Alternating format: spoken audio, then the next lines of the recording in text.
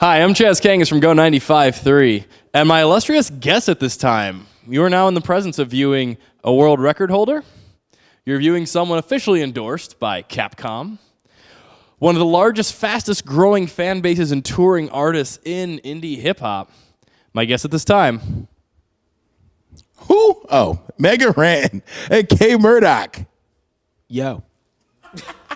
Mega Ran. I talk a lot more than that, but that was just a joke, you know. Cool. And we're good. Amazing introduction. Thank you for that awesome intro. Thank you for being Mega Ran. So you're in town for AnimeCon. Yes, I am. Minneapolis has been going on for, I think, over 10 years. We've played it maybe 2 or 3 times in the past. It's always a fun time. It's during the holiday weekend, and usually Soundset's going on, so it just always works out really well to be in Minneapolis at a time like this. So got to shout out those guys. They also do conventions in Wisconsin, like Nebraska, Chicago, and the Minneapolis one is one of my faves. Cool. So in the past 4 years, how much has that crowd changed, have you noticed, for your performances? Like AnimeCon? Correct. AnimeCon. Oh man, it's been really cool to see over the last like 5, maybe 6, 7 years, the changing of the crowd. You know, like we get older kids, but we also get younger kids. We also get kids of mixed, diverse backgrounds, and I know in the beginning it was a pretty white thing, and not to say that it was a bad thing. It was just a bunch of there wasn't a lot of diversity. And then it started to really start to grow. Like I think something happened, some switch turned where people realized it was okay to be their full self, which meant, hey, if you like anime, there's a group of kids who also like it. Let's get together. And it's really been awesome to see in a lot of these communities where now there's a hugely more diverse audience, which is dope. So how many performances has this been for you in Minnesota? Gosh, this is my second one this year. But overall in Minnesota, at least about maybe 7 to 10 times. We've come through with MC Chris in the past, came through with Samus once, came through solo a couple times. Yeah, it's been fun. This is one of my favorite places to play. Sweet. So another one of your favorite places is inside the SmackDown wrestling ring, where last July you were present for the New Day Usos rap battle. How did that come together? Oh man, I got to shout out Xavier Woods for being just a really cool dude. We've been friends for a long time, just over a mutual love of video games, hip hop, and cultures and all that stuff. And one day he's just like, "Hey man, we're gonna be in Phoenix. Are you gonna be around?" And I was like, "Yeah, what's up?" And he's like, "We got this crazy idea to shoot a vignette of us doing a rap battle, but we want to do it in like a basement setting. You know, originally it was not going to be in the ring. It was going to be in another location previously taped." And then as they were going through it, Road Dogg, who wrote a lot of the segment, was like, "This is good. Let's put it in the ring." And then they went and got Wale, and then they got myself, and it was just a dream come true. Like to be in that ring, like to walk down to the ring. I couldn't sleep. I couldn't sleep for a week, like leading up. I kept thinking like I'm gonna trip on the way to the ring, and I'm gonna be on Botchamania forever. And but it worked out, man. And it was a dream come true. Like we walked into a side door, and at that time, Woods is like, "Hey, Rand, come up here." And he's like on the ramp, and he's like, "Come up here." And I went up there, and I just turned around and was like, "Ah, like this is it. This is where all of my favorites have walked." It was surreal, man. Man, one of a kind experience. It's like not even something I ever set out to accomplish. Like one day I want to walk down and no, you don't think that's possible. And then it happens. Speaking of accomplishments, you recently have a Guinness Book of World Record officially. Oh, that's amazing. We were in London earlier this year, and they were like, "We want to give you a record. I'm pretty sure you have the most video game songs." And I was like, "Really?" And they were like, "Have you ever counted?" I'm like, "No." So I went through, and a number of them I've done with K-Murdock. Probably just even alone, the tracks we've done together would have probably been a record with Forever Famicom and then DLC 1, 2, 3. Like we've got a lot. So it was over 100 songs, and they were like, "Oh wow, this is definitely a record. Like you've got it beat by a long shot.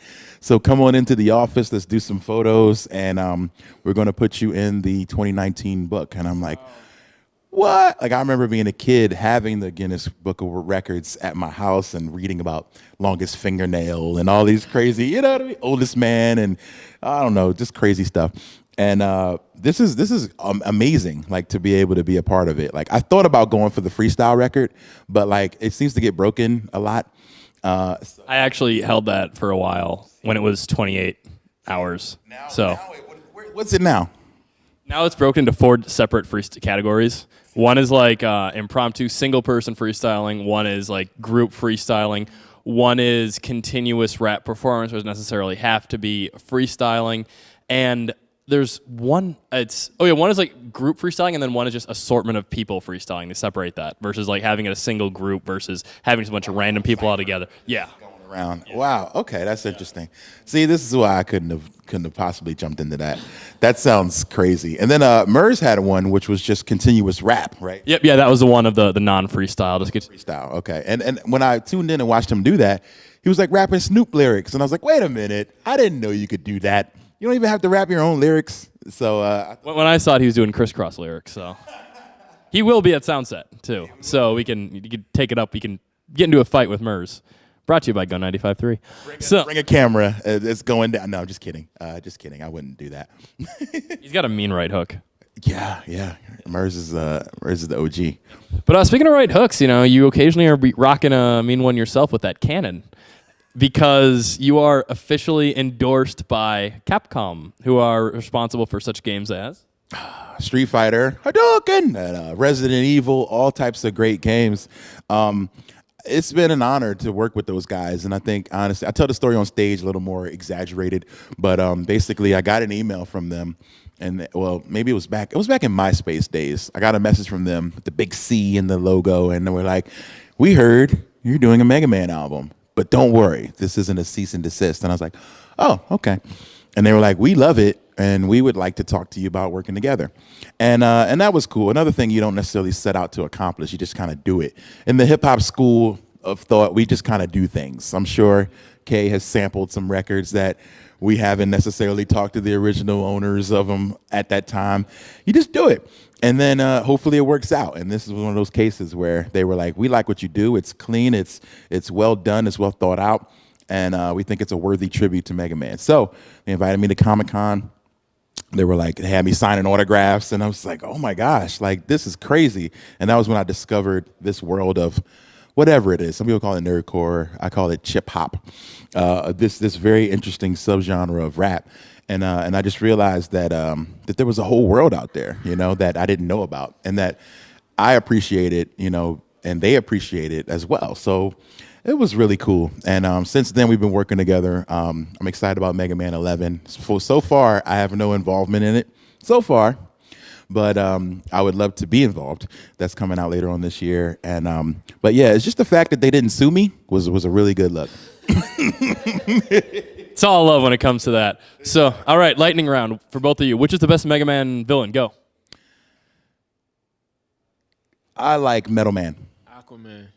All right, second best Mega Man villain. Go. Second best, Crash Man. Cut Man. All right, and that concludes our lightning round. So, Super lightning. yeah, well, Hey, what's your favorite Mega Man villain? Cutsman. Okay, all right. Because I had the toy as a kid. Oh, they had toys? Yeah, for off the mid-90s anime. Oh, that's right. The cartoon was pretty bad. Well, at least the American version wasn't great. So, fantastic then. So, and we have you judging our Shut Up and Rap on Sunday, because you have a history with our own Augie 5000. I do. He was in Phoenix for a long time. Big supporter and really good friend. So looking forward to hanging out with Augie again. It's been a while, I like how guys who are in radio, their consistency and just stick-to-itness is always like so commendable. So it's great to see guys doing really awesome things. And yeah, man, it's gonna be a lot of fun. This is my first Soundset, so it'll be real cool. Yeah, have you done Soundset before? No, and unfortunately will not be able to attend this one either. I have to fly back to DC. So. Oh, cool. Vicariously through the tweets and the footage, Right. Hey, all right. So do you know the competitors in the Shut Up and Rap? Oh, yeah. These are all ones who've qualified beforehand. So it's going to be a best of the best. You vetted these. Okay, so we won't have it. We vetted them twice over. We vetted it to 13 on stage, and then all of them performed, and then we vetted that down to 6. Ooh. What about the beats? Are we doing original beats? Or are we doing like commercial? Typically, they're all original beats. Because what it is it's them performing their own original songs, and then just the winners being chosen from that based on their performance, based on the song itself, based on all the levels of evaluating. So basically just going to see 6 really good quick songs performed in an hour, and then you decide which one is your favorite. That's exciting. I'm glad it's not like them like dissing each other and tearing each other down. Like, so now we get to see their songwriting ability, which I think is probably the most important aspect that no one thinks about when it comes to being a dope MC. So I'm excited. Yeah, and this talent is a really fine crop. And then following that, then too, is going to be all the previous winners who've won it performing back to back on that stage. So people who've won it before, we just had our season 4 finale last night. So they're all going to be getting their own sets on Soundset through us. Dope. That's going to be awesome, man. And if they need beats, tell them to holler at K-Murdock. He's got fire.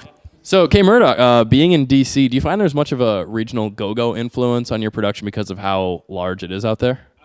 Sometimes, more, because of the heavy percussive and then just like the funk and stuff. But honestly, that's not really what I'm into. So it influences me in the sense of it's pervasive, it's around, but I don't really make stuff. More of my stuff is like more akin to DJ Spinner or Nicolay, people like that, like very spacey but soulful.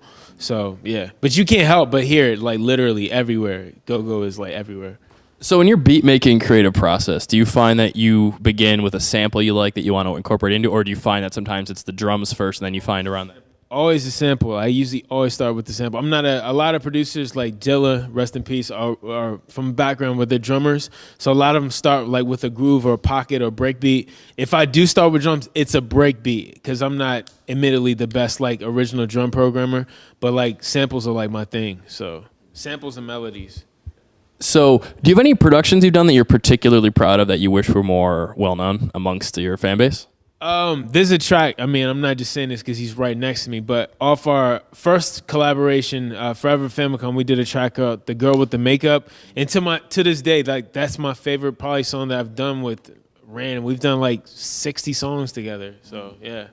So that's a good one. It's a great story I told about growing up and learning not to try to spend too much time trying to impress other people and then try to be the best person you can be and be true to yourself. And it was a real lesson that I learned, trying to impress the one girl who wore makeup in my high school class and falling flat on my face because she liked me for maybe who I was, but not who I was trying to pretend to be. And very important lesson. Girl with the makeup, check it out. Sweet. So where can people find you guys? Well, you can find me at megaran.com. You can find us collectively, Random Beats IO, which is the label that we run together, putting out great music from great musicians. And you can find me on Twitter, which is Megaran. It looks like Meg Ryan when it's really close together, but it's not because of the capital R, but it's not. And K-Murdock. Neosonics, Neosonix, through social media. All right, K-Murdock, Megaran, thanks so much for being here today for Go 95.3. I'm Chaz Kangas. This is as good as it gets.